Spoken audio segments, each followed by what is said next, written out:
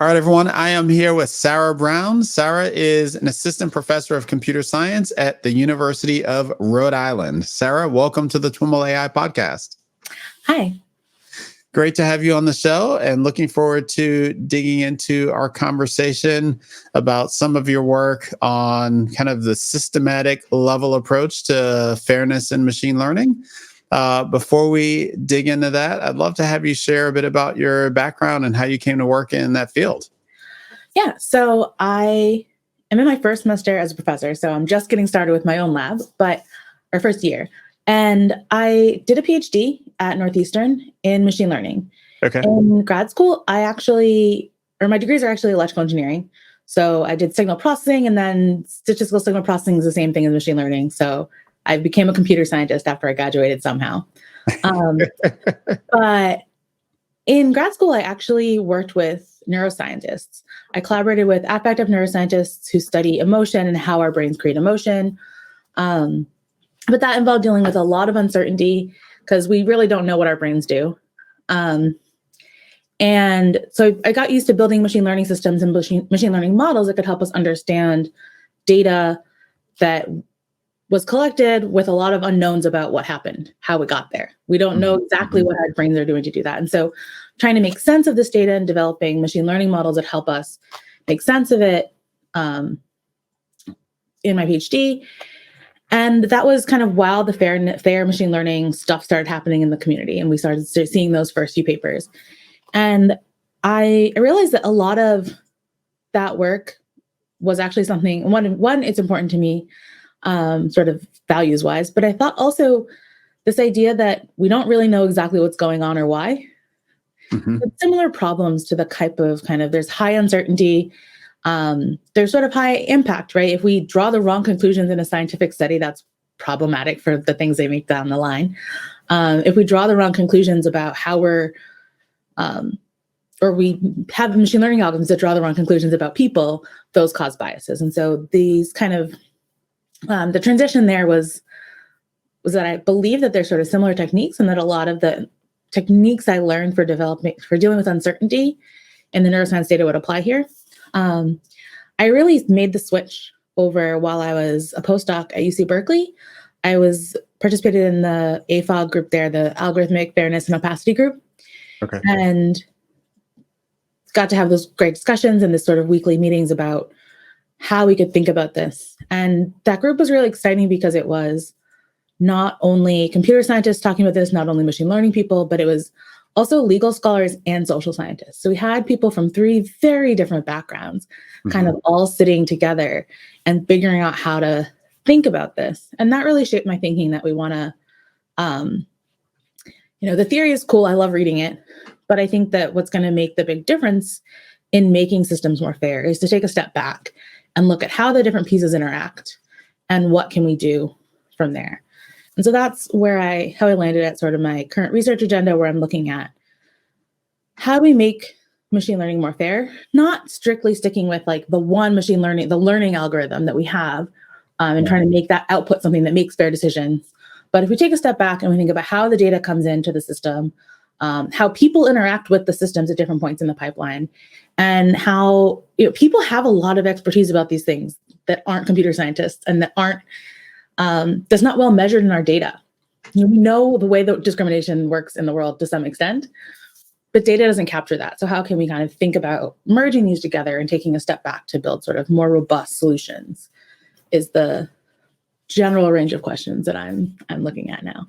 Nice. And when you think about that range of questions, is there a particular example that you use to articulate not just why this kind of systematic approaches or system level approaches is required, but how the bias is introduced at different steps? I mean, we could all come up with examples of bias in machine learning, but you've articulated kind of a complex systems approach to thinking about it. And I'm curious if you have specific examples.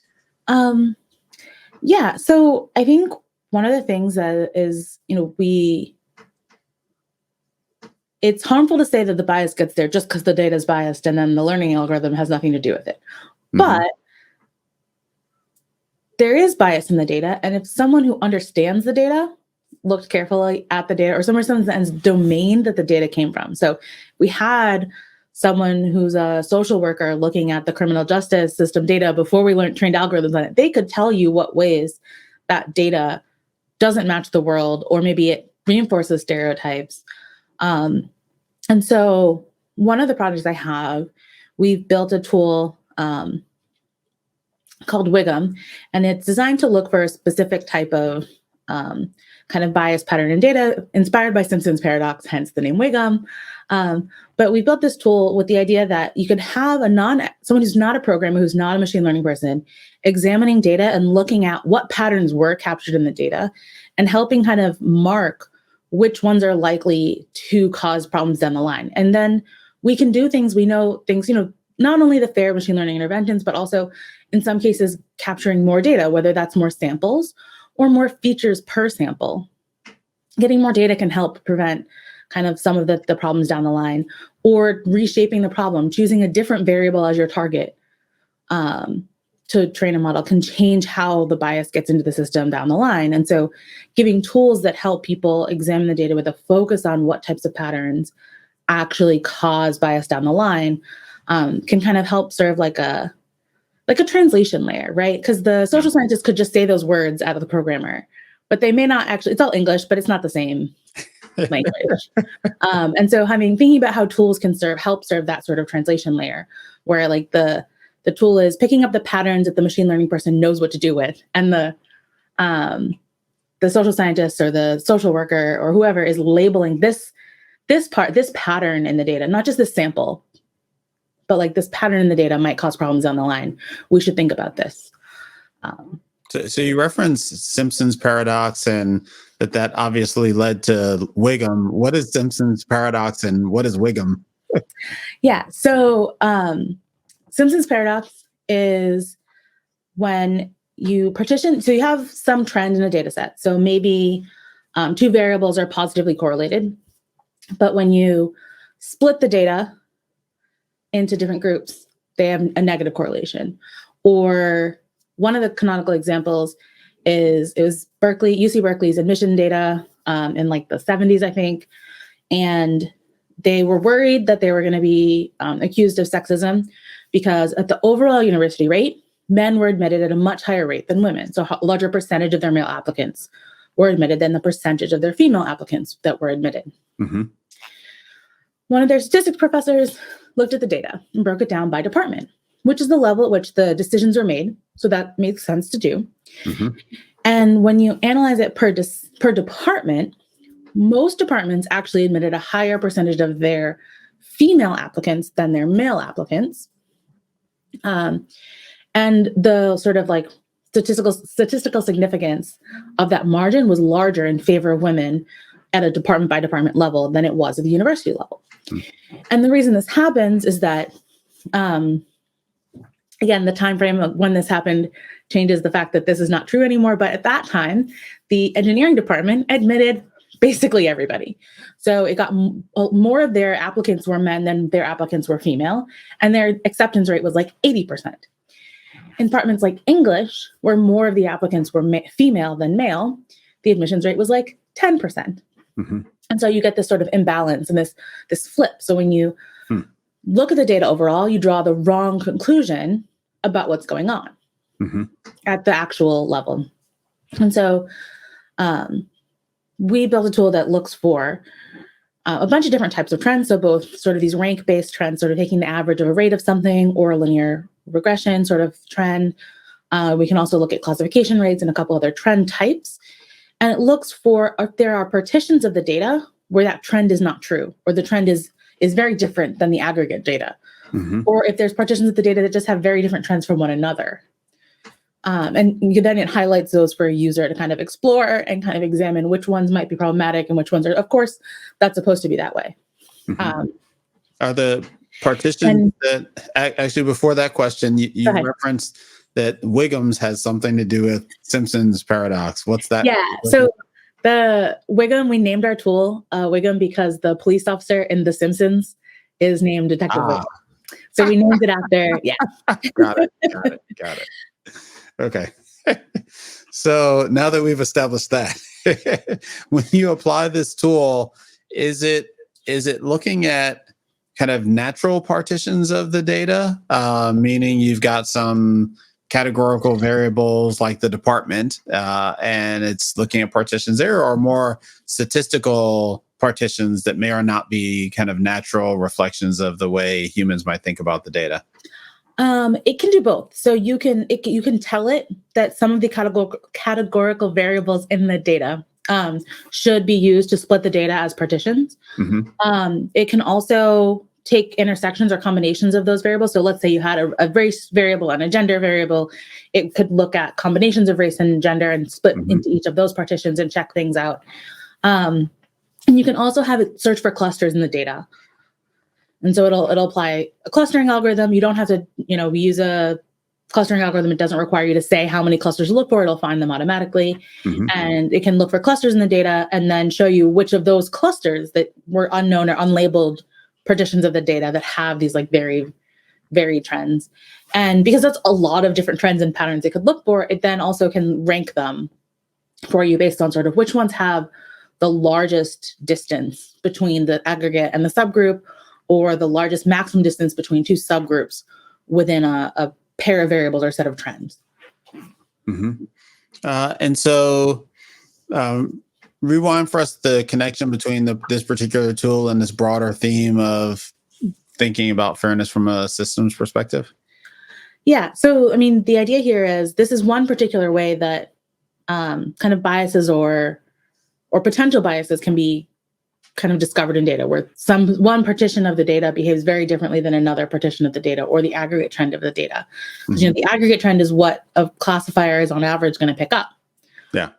And so if there's one subgroup that's doing something very different, then you need to know that before you train your model. And this tool allows for, because it provides both that there's like a kind of graphical interface and it has a programming API interface to it too, but because it is a sort of visual interface, it can help someone who doesn't know how to program the data for them, like, implement machine learning, someone else that has the correct expertise to identify which of those patterns is something that's a bias we need to worry about. And maybe, we could collect more data for this or whatever. So you can kind of use it back to that idea of an interface that helps someone with the right domain expertise help support the development of a system, rather than leaving programmers to make that decision on their own, or machine learning engineers to make that decision on their own, when, we aspire to know enough about our data, but we don't always aren't always best equipped to make those decisions. So this tool kind of helps bring more people in and give them an interface that they can label and annotate what's going on. Okay. Yeah, one of the interesting questions that I think exists and kind of surrounds this space is the proper role of tools. So many companies, I think maybe every large, tech company has published a machine learning fairness toolkit of some sort or another. And I wonder, so we're kind of flush with tools, but are we flush with the knowledge to use these tools, and how do we create that knowledge? I'm curious how that, how you think about that broader problem of making systems more fair, relative to this tools question. Yeah, that's actually something I've been thinking about a lot and kind of trying to better shape ideas on, is that I think that tools are going to be a necessary part of this, because everything we do is through tools. Mm-hmm. At some level. Yeah. And I really believe that if we design the tools carefully, they can serve that function of that translation layer. Like I was thinking, they can kind of be this interface between people that have different types of expertise, and we can, share information back and forth. Mm-hmm. But on the other hand, if people are like, there's this IBM toolness fair kit that just like, we can just take their fair classifiers and then we don't have to do anything else. Uh-huh. That can just be more of the sort of solutionism and sort of, so it is like this really fine line of like, how do you, and I think that toolkit is great. I teach it with my students all the time because I think that should be the first thing you check. Of course, like it is there, you should use it, but it's maybe not enough. And kind of how do we understand that position of enough? I think is something that, as a researcher, I don't necessarily have a great answer for yet. As a teacher, I tend to think about it as like, I want my students to have domain expertise in something besides computer science and machine learning, right? Like we can't even have the ethical conversations about how it's going to work if they don't know what some other part of the world looks like with enough depth. Right. And so thinking about really like, we're going to have to think about things in interdisciplinary ways, even though that's way harder. But the tools question is, it's a good one. And it's something I think we're going to have to keep wrestling with as a field. You mentioned that some of your work relates to, this is actually in our pre-conversation, some of your work relates to the way psychologists think about some of these issues and running these kinds of experiments. Speaking of interdisciplinary approaches, can you elaborate a bit on that? Yeah, I have an ongoing collaboration with Malik Boykin at Brown University, who's a social psychologist. Okay. And his research area is trying to understand how people and human biases work and how humans express and attain and develop their racist and sexist personality, positions and all these other things. And so what we're working on together is how do people understand fairness definitions, but more really like what are people's preferences among fairness definitions and when do they prefer one over another? And even deeper, kind of what social factors cause people to drive? Because we aren't assuming that we're going to take like the best vote. We're just going to take, this is the favorite fairness definition. Everyone should just use this one. But it's really from a place of we assume that people with different backgrounds and are going to have different preferences on fairness, and people will have different preferences of different types of fairness, this sort of statistical types of fairness in different situations, and kind of measuring what those look like. Interesting. So what's really interesting about that is that, this question of, you start talking about fairness and you very quickly get to, well, there's lots of different definitions of fairness. And I tend to think about it in the context of, okay, we want to apply this as a business, right? There's some business problem and we need to think about kind of this portfolio of possible fairness definitions and see which makes the most sense for our particular business problem. And maybe there's no right or wrong answer in all that, but there are kind of more right and more wrong answers based on some theoretical alignment with, some pure statement of our business problem. And what you're kind of suggesting is there are also a whole spectrum of biases that might lead one to a particular definition that don't have anything to do with the problem and is another layer of bias that we need to root out in these systems that we're talking about. Yeah. So there's been some prior work by the people that did measurements of kind of what people prefer for fairness definitions. And those results have shown that people, if it's like a low stakes situation, they'll care about the fairness. But if it's a high stakes situation, like a life or death, like a medical, like a cancer treatment, medical high stakes situation, they only care about the most accurate. They're okay with more bias. If it's a high stakes situation, they'd rather have the accuracy rather than the fairness. Also that, when people are given a free form space to kind of justify why they picked a particular algorithm as being more fair, they will plainly state that they chose the one that favors the group that they belong to. I'm a white person, so I prefer the algorithm that has higher accuracy on white people. Plain statement. Someone put that in a form, and these aren't surprising to social psychologists, right? They study bias as a thing they know, but how do we kind of continue this conversation of like, we probably shouldn't just use crowdsourced declarations of fair in machine learning because we know that that's going to be biased and like all these sort of discrimination things. But even if we're kind of having these policy discussions about, because, lawmakers are aware that our algorithms are biased now. We're going to have policy discussions about this, kind of being able to really clearly articulate, like, these are the ways in which people's preferences and sentiments on fairness and bias align with social traits is going to be important to note, that we can't just trust, there's not going to be some like forward reasoning inductive from first principles. This is the most fair thing. We've established that. We also can't go to sort of these crowdsourced things. And so really understanding kind of the space of how people's understandings vary, I think is really interesting, because not only is it going to be a matter of like, what do we design, but like, if we have to give people, we do have to give people explanations. Mm-hmm. If they have different definitions of what's fair, then their like satisfaction with the definitions is going to be, of the explanations is going to vary. So this is like a whole dimension of the problem that I did not come up with on my own. Yeah. He was like, I want to know how people, like, you talked about fairness and like that there's different definitions. I don't think people are going to like them all.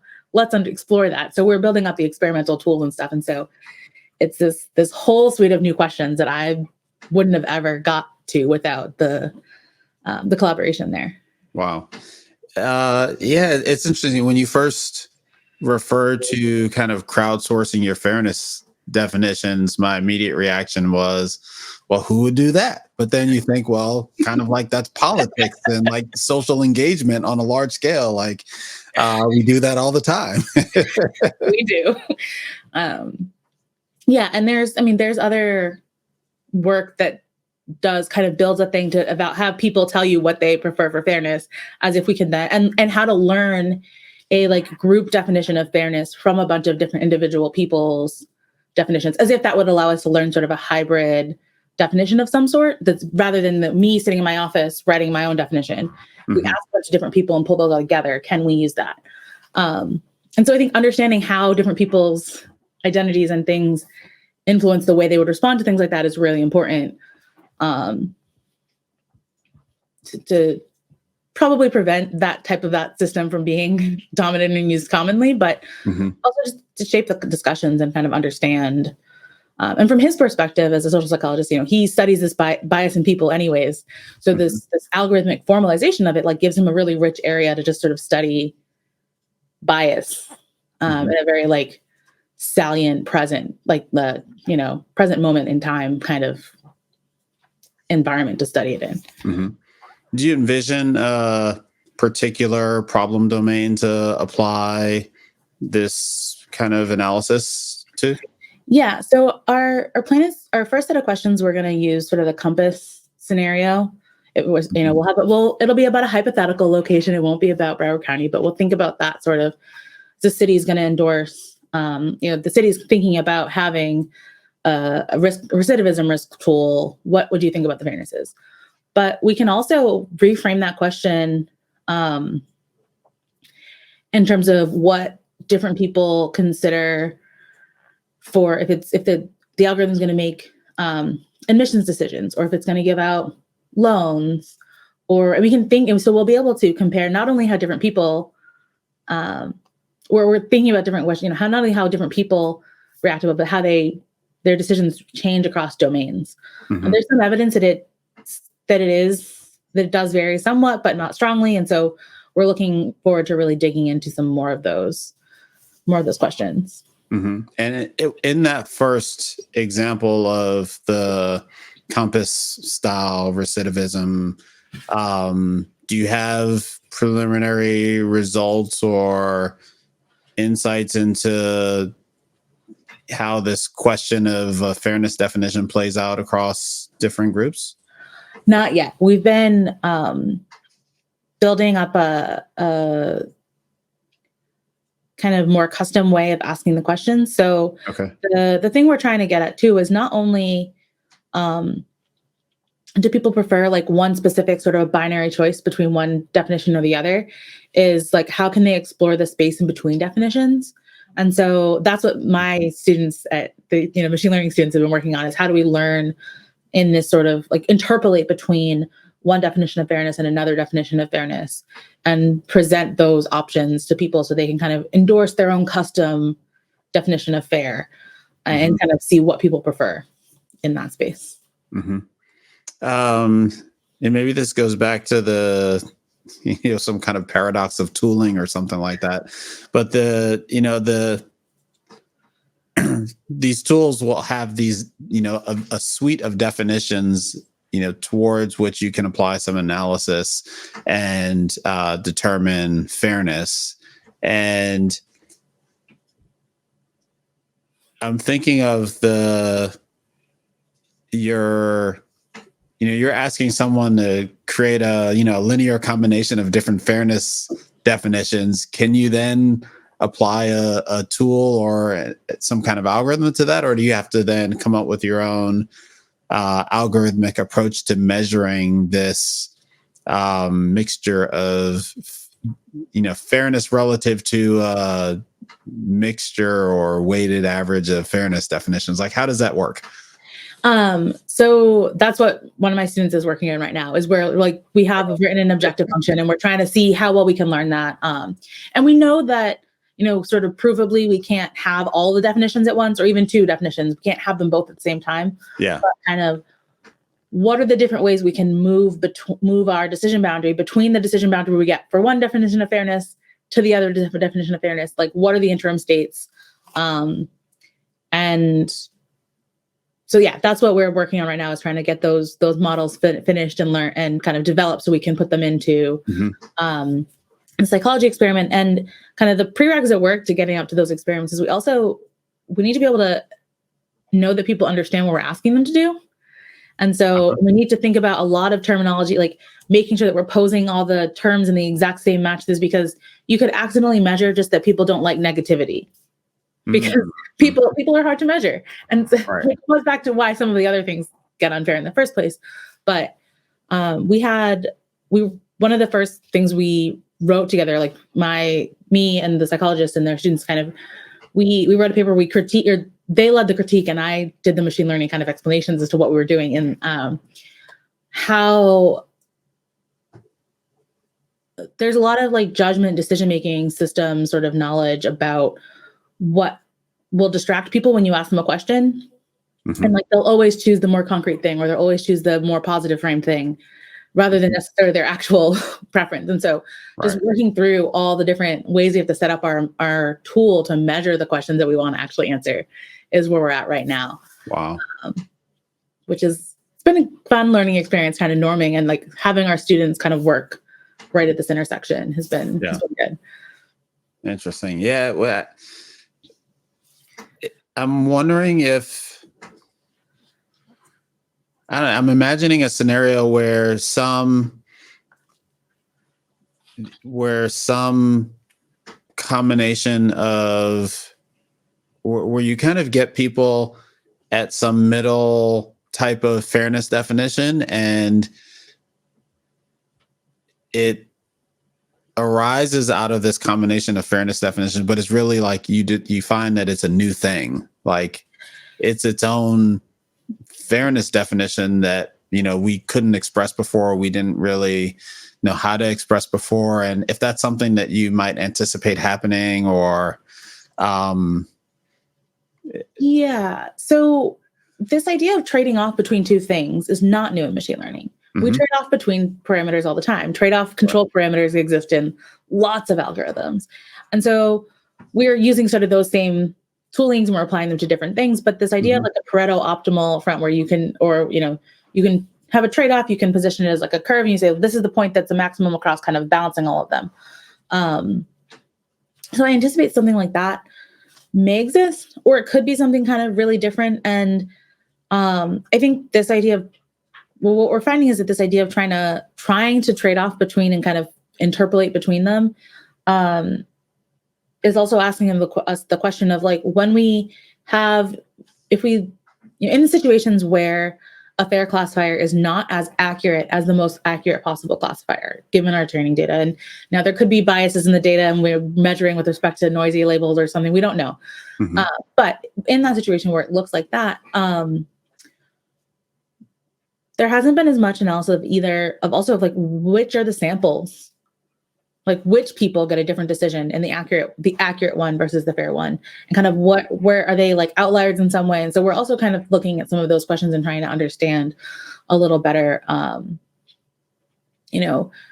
what that means, and can we kind of project those changes back into the real world. Like the feature space is more of a real world than the prediction space. Like the label is a label, but the features we know about a person tell more about what's going on. And so we're looking at that as well, and trying to understand kind of how that helps us mitigate what's going on, or maybe that inspires us to think about new ways of formulating the problem. I think one of the really interesting results, not from my group, but from others, is this idea of label bias, where if you assume that some percentage of the labels are incorrect, then the fair classifier actually recovers the true labels rather than the like optimal not fair classifier, because that's recovering your noisy bias labels, but you can use a fair classifier to recover the truth. So are there more results like that? Are things that we're also kind of looking for in the machine learning side of this problem, while we try to figure out how to ask people about it. We're getting some nice machine learning questions out of it too. And just expanding on that last point you made, is part of your work like looking at a different problem and just identifying kind of piece by piece where all of the different biases can come into play and trying to decompose it from there? Yeah, I think actually that kind of approach does summarize. It's not necessarily terminology that I've used before, but I think that does really summarize kind of the approach that students and I are taking, in that, we want to understand why. And I think that comes back to my training. I was applying machine learning, working with affective neuroscientists who want to understand how our brains create emotion. So an accurate prediction wasn't enough. We had to know why or how. We had to have interpretable models. We had to be able to explain, sort of give the psychologist enough to kind of give the sort of mechanism to what the brain was really doing to get to these answers, to make the predictions. And so I'm probably using kind of those approaches where we want to understand why and really investigate what's going on in order to make better decisions and better algorithms. You mentioned again, prior to starting, some of the work that you're doing in this compass style scenario, applying optimal transport. Can you talk a little bit about that? Yeah, with a PhD student who's also at Brown. I was at Brown as a postdoc before I started here too, and so I still have a couple collaborators over there. With some PhD students at Brown, we developed an optimal transport-based bias measurement. But our idea here was, there's lots of fairness definitions. We don't know which one to use, and they have all their problems. But when we think about how we sort of socially say that's fair or that's unfair, it's usually relative to something, right? And so what we wanted to do was have a nice sort of kind of distribution-based way of measuring how far away a given situation was from another one that we think is fair, and sort of use that as our measurement of bias. And so we chose to use the Waterston distance and optimal transport as a way of conceptualizing that. And what optimal transport does is it finds the sort of most cost-effective or efficient way of mapping a set of points into another. So you can think about probability distributions as like a collection of little masses, and you want to move them onto a different set of masses.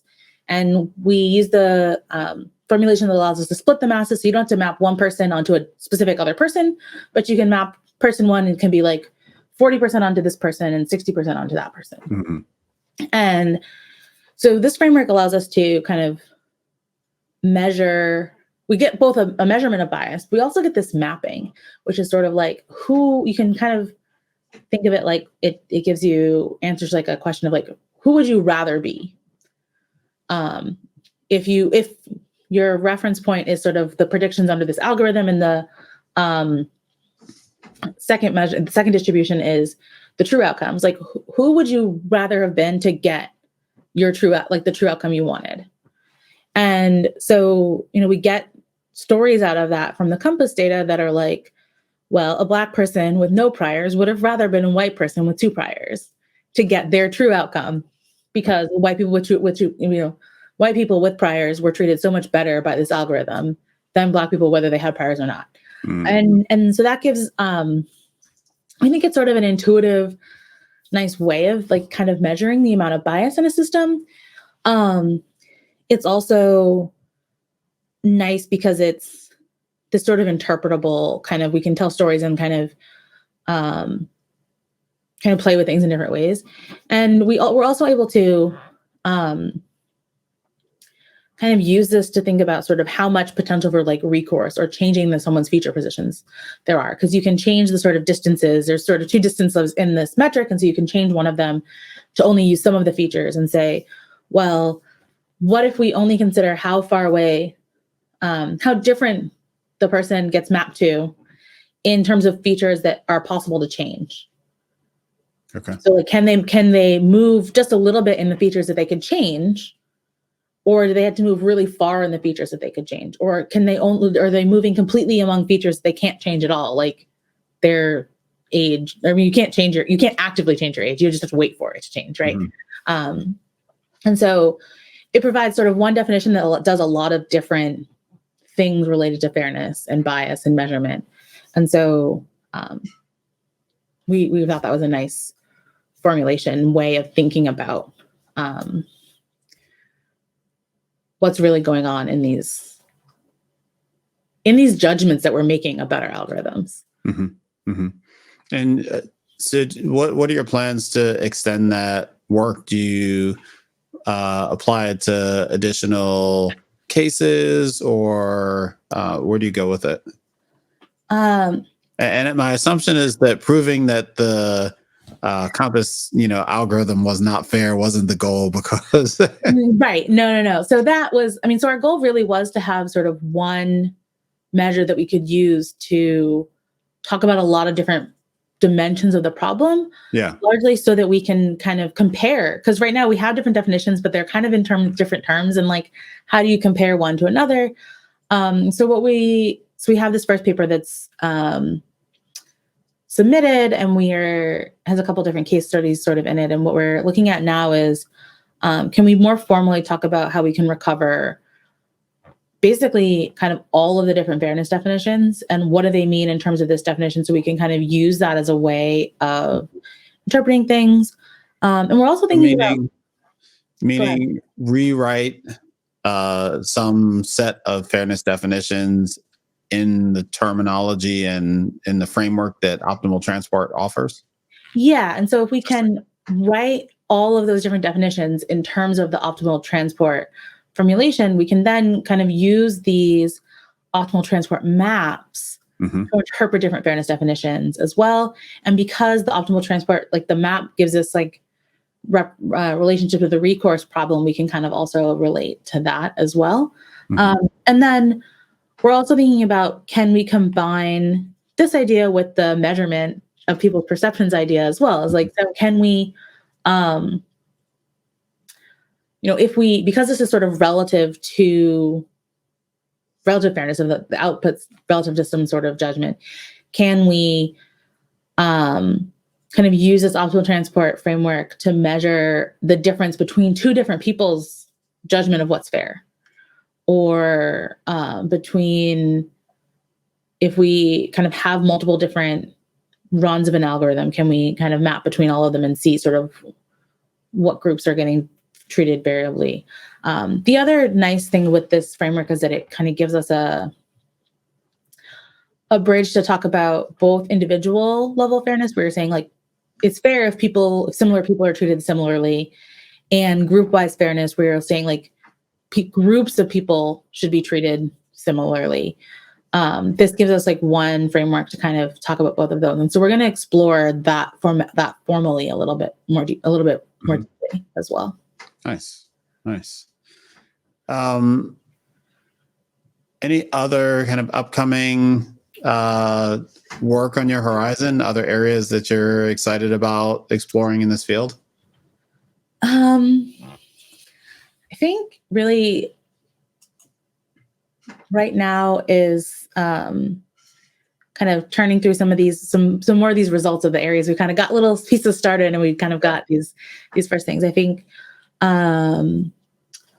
also going back to the tools question, we've got this first tool that sort of helps on the exploratory side, but we don't have any tool that sort of helps with the intervention part of it yet. Mm-hmm. And so can we think about tools that kind of help, maybe have that domain expert who knows about the problem and that could tell you they can tell you kind of qualitatively. They maybe can't tell you, they can't write equations for you. They maybe can't, give you actual data that fits into our algorithms as they are today, but maybe they could give you some information. Can we build from that in ways that allows us to kind of maybe give our models a prior that they can start from that's going to help them sort of avoid bias, or other ways that,